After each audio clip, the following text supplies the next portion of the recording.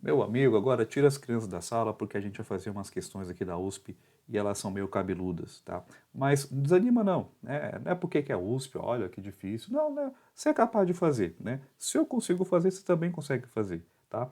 Então, o que a gente tem que lembrar aqui de física, né? A questão das relações, das fórmulas, dos conceitos.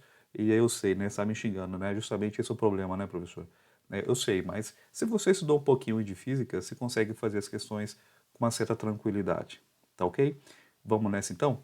Aqui eu peguei aqui a primeira questão da prova V de 2013 e a questão 13 fala o seguinte: diversos processos da indústria de óleo e gás podem envolver misturas de gases de diferentes temperaturas. Um sistema isolado é composto por dois compartimentos de mesmo volume. O primeiro ocupado por N1, quer dizer, no caso, 1 mol, né, e o segundo ocupado por N2, 2 mols, de um gás ideal monoatômico. Inicialmente, cada compartimento encontra-se em equilíbrio térmico com temperatura T1, 4T, ele não fala quanto que é essa temperatura, e T2 igual a T, respectivamente, conforme a figura que abaixo aqui mostra, né? Aí que mais que ele fala pra gente? A partir de certo instante, a parede que separa os compartimentos é removida e após algum tempo o sistema atinge uma nova temperatura de equilíbrio, chamou aqui de TM.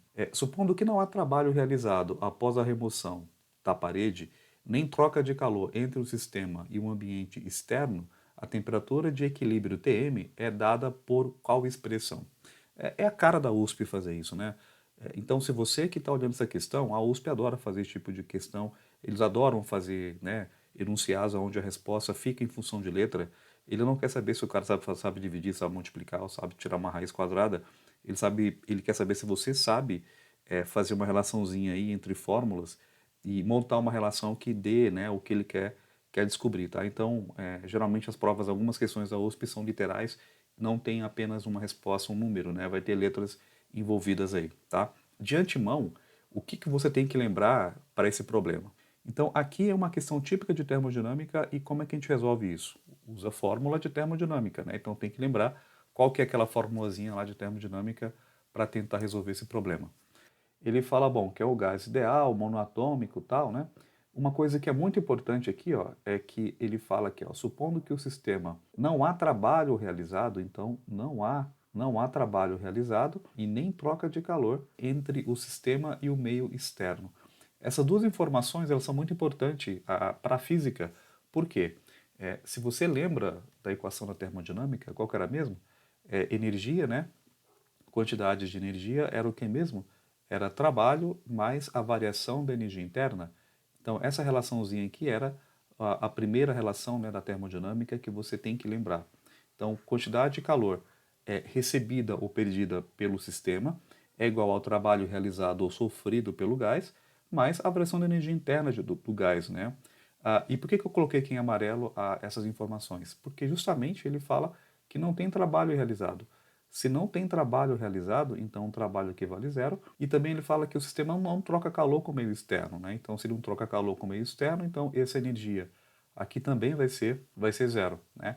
Aí você já percebeu, né? Você é macaco velho que nem eu, você já percebeu o quê? Então, se isso aqui é zero, eu vou ter o quê, né? Eu vou ter que, então, que a variação da energia interna vai ser o quê? Vai ser zero, né? Se eu colocar zero aqui no Q e zero no trabalho, tem uma energia interna igual a zero.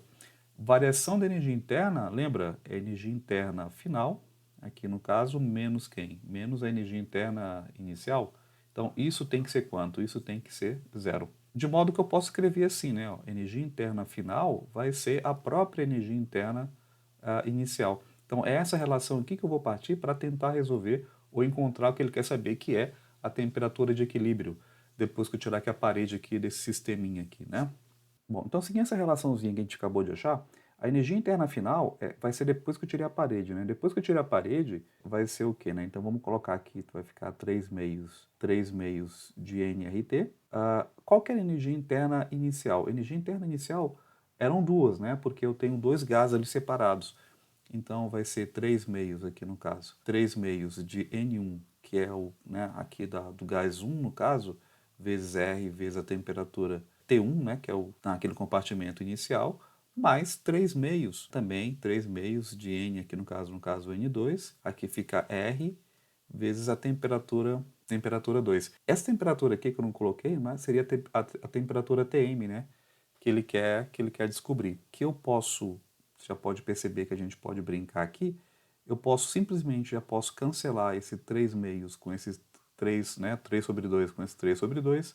Esse R também eu posso mandar embora, porque aparecem todos os membros da equação. Então, matematicamente, lembra, quando você tem um número ou uma letra que aparece em todos os membros de uma equação, você pode cancelar. Eu não vou cancelar nem o N e nem o T, porque eles são diferentes, né? Então, aqui no caso, vai sobrar o N, que é o número de mols total, final, né, vezes a temperatura média total, né, de equilíbrio. Aqui vai ficar N1, que é o número de mols do gás 1, vezes T1. Aqui vai sobrar N2, vezes, no caso aqui, o T2. Esse N aqui é o número de mols final. Bom, o número de mols final é a soma dos dois, né? Se eu tenho se N1 mais N2, no caso, é 1 mol mais 2 mol, então esse N aqui no final, eu vou ter o quê? Eu vou ter 3 mols, correto? Então, temperatura média, né, ou temperatura de equilíbrio, que ele chamou, desculpa, aqui o N1 vale 1 mol, a temperatura 1, ele chamou isso de, ele fala que a temperatura 1 vale 4T, então eu vou trocar aqui o T1 por 4T, mais o N2 vale quanto? O N2 falou que vale 2 mols. A temperatura 2 vale quanto? Vale T. Então, o que a gente tem aqui? A gente tem, então, 3Tm, né, temperatura de equilíbrio.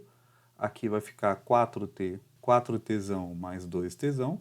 Temperatura de equilíbrio vai ficar 4Tzão mais 2Tzão, fica 6Tzão, né, dividido por quanto? Por 3. 6 dividido por 3 dá quanto, né? Dá 2T. Então, qual que é a temperatura aqui de equilíbrio final? 2T, 2Tzão. Então, alternativa C. Bom, se você gostou da explicação, né, se inscreve aí no canal que a gente vai trazer bastante questões aí para vocês aprenderem mais um pouquinho sobre física. É isso.